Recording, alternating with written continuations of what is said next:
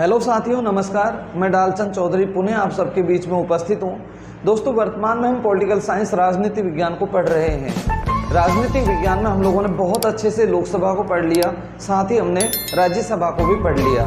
दोस्तों, हमारे देश में संसदीय शासन व्यवस्था को अपनाया गया है और हमें पता है संसदीय शासन व्यवस्था में जो हमारी कार्यपालिका होती है वो व्यवस्थापिका के प्रति उत्तरदायी होती है।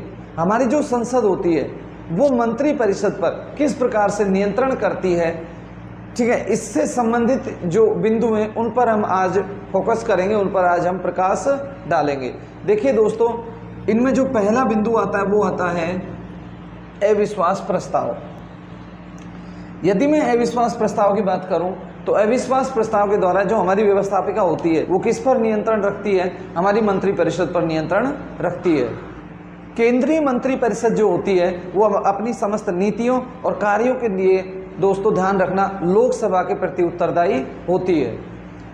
मंत्री परिषद तब तक अपने पद पर बनी रहती है जब तक उसे लोकसभा का विश्वास मत हासिल होता है। अगर लोकसभा चाहे तो अविश्वास प्रस्ताव पारित करके केंद्रीय मंत्री परिषद को साथियों अपदस्थ कर सकती है, पदमुक्त कर सकती है। तो ये पहला तरीका है जिसके द्वारा जो हमारी संसद है, ठीक है, वो मंत्री परिषद पर नियंत्रण रखती है। अब मैं दूसरी बात करूं तो दोस्तों, जो हमारा प्रस्तावित बजट होता है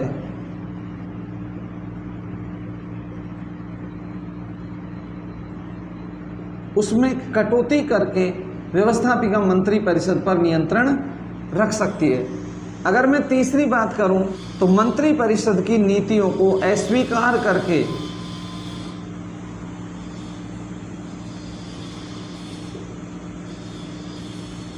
हमारी जो व्यवस्थापिका है वो दोस्तों केंद्रीय मंत्री परिषद पर नियंत्रण रख सकती है। अगर मंत्री द्वारा कोई प्रस्तावित विधेयक है तो मंत्री द्वारा प्रस्तावित विधेयक को हमारी व्यवस्थापिका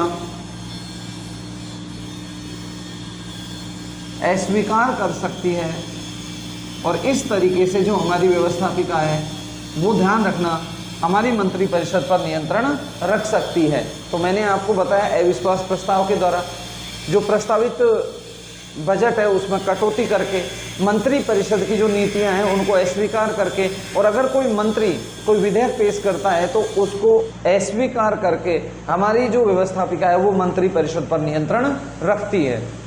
नेक्स्ट बिंदु की मैं बात करूं साथियों तो काम रोको प्रस्ताव का नाम आपने सुना होगा। जब संसद का अधिवेशन चल रहा होता है तो आप अखबार में इसके बारे में पढ़ते होंगे। साथ ही साथ यदि मैं निंदा प्रस्ताव की बात करूं तो इसके बारे में भी आप टीवी पर या अखबार में पढ़ते सुनते होंगे।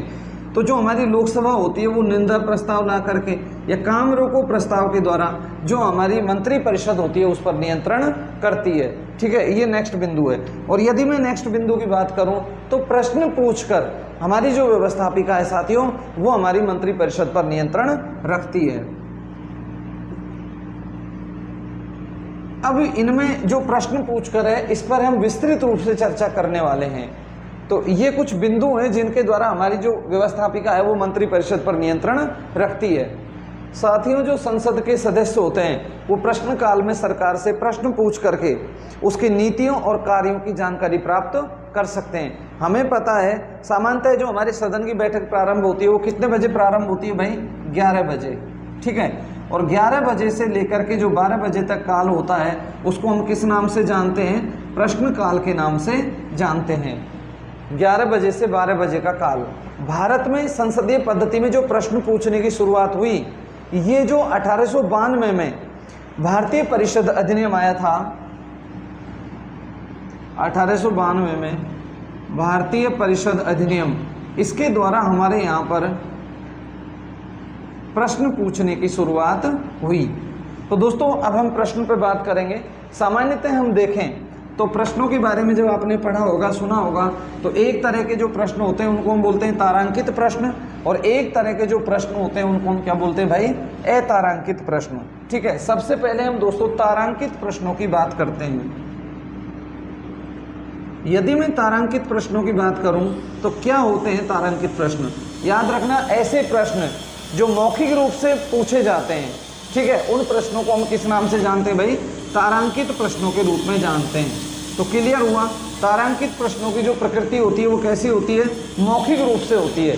अतः मंत्री महोदय जब इसका जवाब देंगे तो वो मौखिक रूप में भी दे सकते हैं और वो इसका जवाब लिखित रूप में भी दे सकते हैं। ठीक है, तारांकित प्रश्नों का लोकसभा में एक दिन में 20 तारांकित प्रश्न पूछे जा सकते हैं।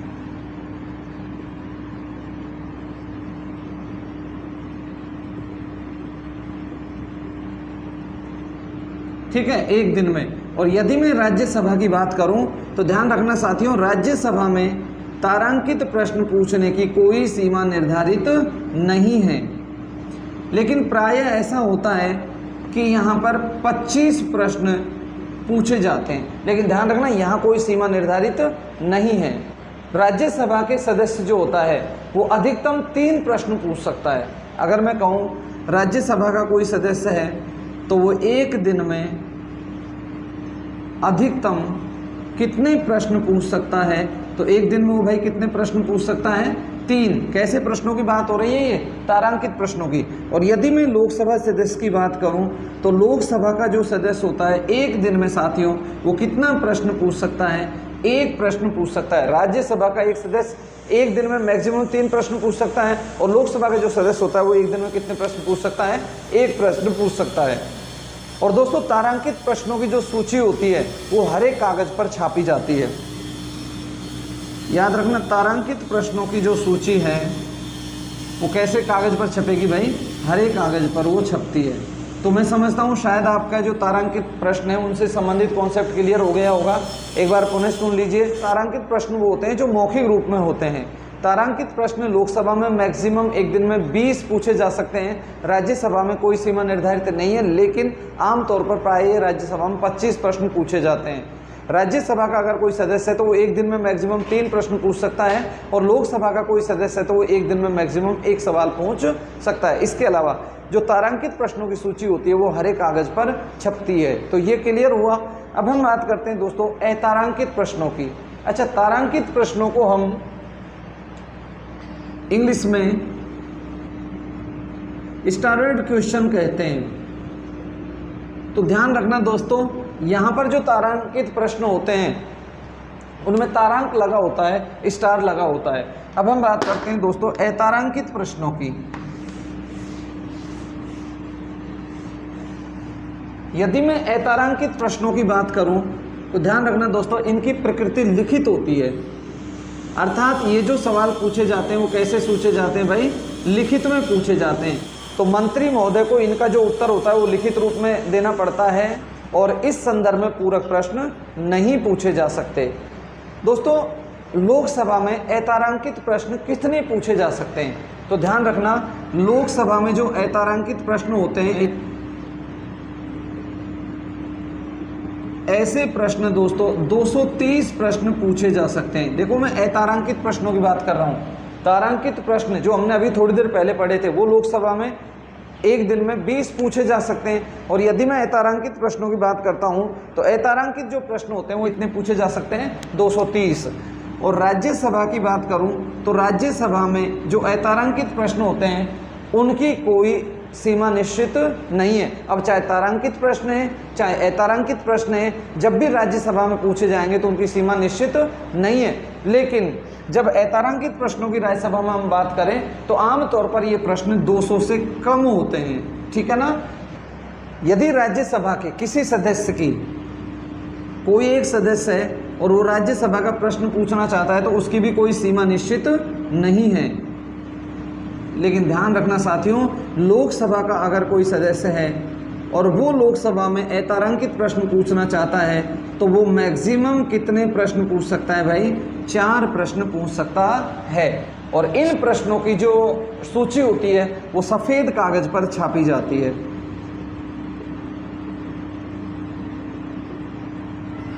तो अब आपके समझ में आ गया होगा कि अतारांकित प्रश्न वो होते हैं जो लिखित रूप में होते हैं। अतः मंत्री महोदय को इनका जो रिप्लाई करना होता है वो भी लिखित रूप में किया जाता है। और इसी संदर्भ में साथियों जो पूरक प्रश्न होते हैं वो पूछे नहीं जाते हैं। अगर मैं राज्यसभा की बात करूं तो अतारांकित प्रश्नों की कोई सीमा निश्चित नहीं है। राज्यसभा में अगर कोई व्यक्ति प्रश्न पूछेगा अतारांकित तो उसकी भी कोई सीमा निश्चित नहीं है। लेकिन लोकसभा में जो अतारांकित प्रश्न पूछे जा सकते हैं वो मैक्सिमम 230 पूछे जा सकते हैं। ठीक है। और लोकसभा में अगर कोई व्यक्ति प्रश्न पूछेगा तो वो अधिकतम कितने प्रश्न पूछ सकता है? 4 प्रश्न पूछ सकता है। तो मैं उम्मीद करता हूँ शायद आपके तारांकित प्रश्न क्या होते हैं, अतारांकित प्रश्न क्या होते हैं, ये अच्छे से समझ में आ गए होंगे। साथियों, तारांकित प्रश्नों चाहे अतारांकित प्रश्नों, ये जो दोनों प्रकार के प्रश्न हैं, इनके लिए जो न्यूनतम अवधि है वो 10 दिन है और जो अधिकतम अवधि है वो साथियों 21 दिन है। तो इस अवधि से पूर्व सूचना देकर के हम इन प्रश्नों को पूछ सकते हैं। प्रक्रिया नियमों के अनुसार लोकसभा का कोई सदस्य तारांकित और अतारांकित इस श्रेणी के एक दिन में 5 से अधिक प्रश्न नहीं पूछ सकता। और साथियों, जिस सदस्य के नाम में प्रश्न दर्ज हो वो 2 अनुपूरक प्रश्न पूछ सकता है। अध्यक्ष महोदय जो होते हैं वो साधारणतः एक प्रश्न पूछने के लिए सत्ता पक्ष को और उसके बाद दूसरा प्रश्न पूछने के लिए विपक्ष को अवसर देते हैं। जिन तारांकित प्रश्नों का उत्तर 1 घंटे की निर्धारित जो प्रश्नकाल की अवधि है उसमें नहीं दिए जा सके, ऐसी स्थिति में उनके लिखित उत्तर संबंध मंत्रियों के द्वारा सभा पटल पर रख दिए जाते हैं। और इसी तरीके से साथियों, जो अतारांकित प्रश्न होते हैं तो अतारांकित प्रश्नों के उत्तर भी प्रश्नकाल के अंत में सभा पटल पर रख दिए जाते हैं। तो ये तारांकित प्रश्न और अतारांकित प्रश्न, ये जो कॉन्सेप्ट था, इसको मैंने आपके सामने रखने की कोशिश की। मैं समझता हूँ शायद आपके ये समझ में आ गया होगा। अब हम बात करते हैं गैर सरकारी सदस्यों की। क्या हम गैर सरकारी सदस्यों से भी प्रश्न कर सकते हैं? तो आपका आंसर आएगा यस, हम गैर सरकारी सदस्यों से भी प्रश्न कर सकते हैं।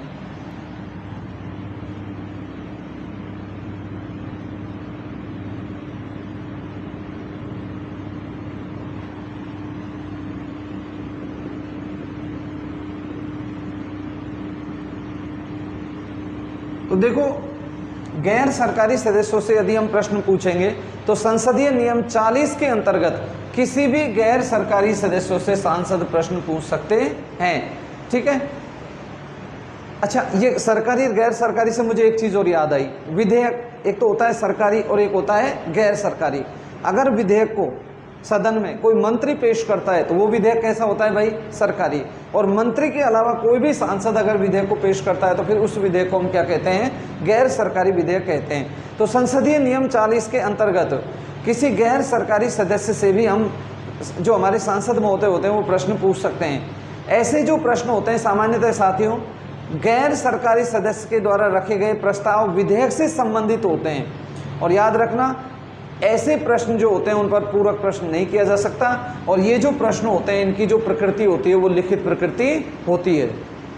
अब हम बात करते हैं दोस्तों हाफ एन आवर डिस्कशन, यानी कि जो आधे घंटे की चर्चा होती है उस पर हम थोड़ी सी चर्चा कर लेते हैं।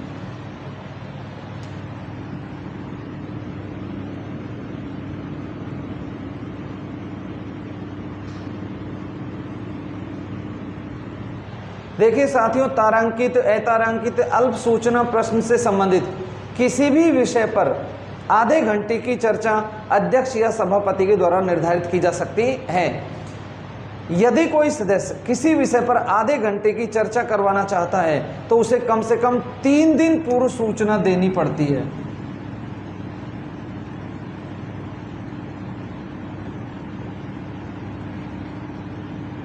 ठीक है। अगर हम आधे घंटे पे चर्चा करवाना चाहता है कोई भी सदस्य तो उसको 3 दिन पहले सूचना देनी होगी।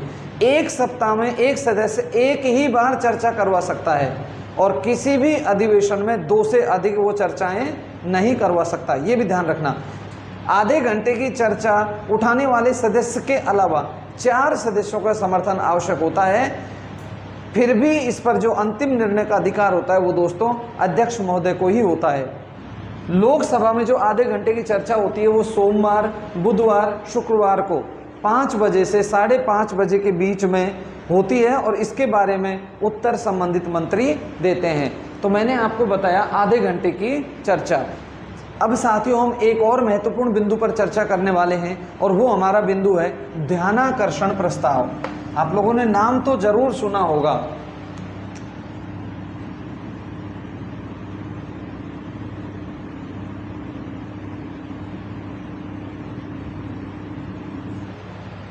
कॉलिंग अटेंशन इंफॉर्मेशन, इसको हम कहते हैं ध्यानाकर्षण प्रस्ताव। ध्यानाकर्षण सूचनाएं संसदीय प्रणाली को भारत की देन है। एक दिन मैंने पहले भी आपको बताया था कि संसदीय प्रणाली को भारत की देन शून्यकाल भी है, उस पर भी अभी हम थोड़ी देर में चर्चा करेंगे। तो साथियों, ये जो ध्यानाकर्षण प्रस्ताव है ये भी संसदीय प्रणाली को भारत की देन है। अगर हम इसकी शुरुआत की बात करें तो इसकी शुरुआत दोस्तों वर्ष 1954 से हुई। ध्यानाकर्षण प्रस्ताव की जो शुरुआत हुई वो कब से हुई? 1954 से। अगर हम इसकी विशेषताओं की बात करें तो नियम 197 के अनुसार, एक नियम है भाई 197, तो नियम 197 के अनुसार सदन का कोई भी सदस्य अध्यक्ष सभापति की पूर्व अनुमति से अविलंबनीय लोक महत्व के मामलों में इन सूचनाओं के अंतर्गत मंत्री से टिप्पणी या वक्तव्य मांग सकता है। ठीक है, तो ध्यान रखना, सभापति अध्यक्ष महोदय को हम पूर्व सूचना देंगे और यहाँ पे जो सूचना होती है दोस्तों वो अविलंबनीय लोक महत्व के मामलों से संबंधित सूचना होती है। ध्यानाकर्षण सूचनाओं के बारे में जानकारी सदस्यों को प्रातः 10 बजे तक महासचिव को देनी पड़ती है। एक ही विषय पर एक से अधिक सदस्यों के द्वारा यह सूचनाएं लाई जा सकती हैं, परंतु एक दिन की कार्यवाही में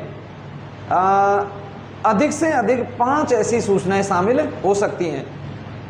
मंत्री को ऐसी सूचना की टिप्पणी पर न वाद विवाद होता है, न ही मतदान होता है, परंतु साथियों एक प्रश्न पूछा जा सकता है और इसको हम किस नाम से जानते हैं? ध्यानाकर्षण प्रस्ताव के नाम से जानते हैं। तो ध्यान रखना साथियों, संसदीय परंपराओं को ध्यानाकर्षण भी प्रस्ताव भारत की ही एक देन है। संसदीय परंपराओं को भारत की ही एक और देन है और उसको हम कहते हैं साथियों शून्यकाल।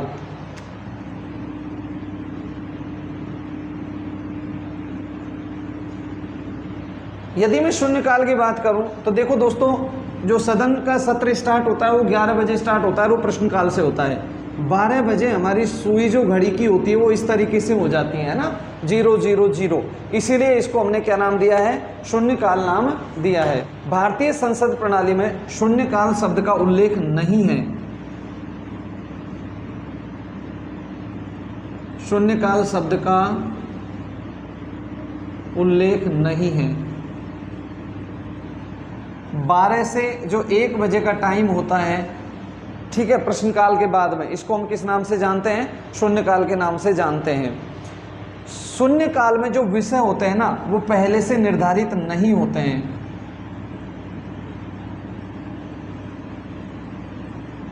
ऐसा नहीं है कि पहले से ही सब्जेक्ट निर्धारित हों। यहाँ पर विषय जो होते हैं वो पहले से निर्धारित नहीं होते हैं। इसमें बिना पूर्व सूचना के सार्वजनिक महत्व का कोई भी प्रश्न उठाया जा सकता है और किसी भी मंत्री से उत्तर देने के लिए कहा जा सकता है। इसीलिए दोस्तों इसको प्रश्न उत्तर सत्र भी कहा जाता है। ठीक है, तो शून्यकाल का दूसरा नाम क्या हो गया? प्रश्न उत्तर सत्र, क्योंकि इसमें बिना पूर्व सूचना के कोई भी सार्वजनिक महत्व का विषय हो और मंत्री से उत्तर देने के लिए कहा जा सकता है, तो प्रश्न उत्तर हो गया। संसदीय व्यवस्था में शून्यकाल भारत की देन है और ये व्यवस्था जो हमारे देश में आरंभ हुई दोस्तों ये 1962 से आरंभ हुई। अच्छा, वर्तमान में शून्यकाल के दौरान 20 मामले उठाए जा सकते हैं। वर्तमान में अगर हम शून्यकाल की बात करें तो कितने मामले उठाए जा सकते हैं भाई? 20। देखो दोस्तों, शून्यकाल वो होता है जो सदन में अति महत्वपूर्ण विषयों पर वाद विवाद हो रहा होता है, चर्चा हो रही होती है, लोक महत्व से संबंधित प्रश्नों पर चर्चा हो रही होती है और ये बिना पूर्व सूचना के होती है। मंत्री महोदय को जवाब देना पड़ता है, इसीलिए इसको हमने प्रश्नोत्तर सत्र के नाम से भी जानते हैं। नवी लोकसभा अध्यक्ष जो रवि राय जी थे, ये नवी लोकसभा के अध्यक्ष थे, इन्होंने साथियों न्याय संगत और सम्मानित बनाने हेतु ये शून्यकाल को बहुत प्रयास किए। तो मैं उम्मीद करता हूँ शायद आपके ये शून्यकाल भी समझ में आ गया होगा। तो आज हम लोगों ने जो मुख्य रूप से बात की, मंत्रिपरिषद पर हमारी संसद किस तरीके से नियंत्रण रखती है, उसमें हमने अविश्वास प्रस्ताव को पढ़ा, प्रस्तावित कटौती जो बजट कटौती होती है उसके बारे में जाना, मंत्रिपरिषद के प्रस्ताव को अस्वीकार करके हमारी व्यवस्थापिका मंत्रिपरिषद पर नियंत्रण रखती है, काम रोको प्रस्ताव और निंदा प्रस्ताव के द्वारा भी नियंत्रण रखती है और साथ में वो प्रश्न पूछ कर भी, प्रश्नों पर हमने व्यापक चर्चा की है। तारांकित प्रश्न हमने जाने, अतारांकित प्रश्न जाने, आधे घंटे का जो प्रश्न है वो भी हमने जाना और साथ में हम गैर सरकारी सदस्य से भी प्रश्न पूछ सकते हैं। इन सब पर हमने चर्चा की। मैं समझता हूं दोस्तों आपका कॉन्सेप्ट, शायद आपके जितने भी डाउट्स हैं वो क्लियर हुए होंगे। अगले वीडियो में आपसे फिर मुलाकात होगी। धन्यवाद। Thank you so much.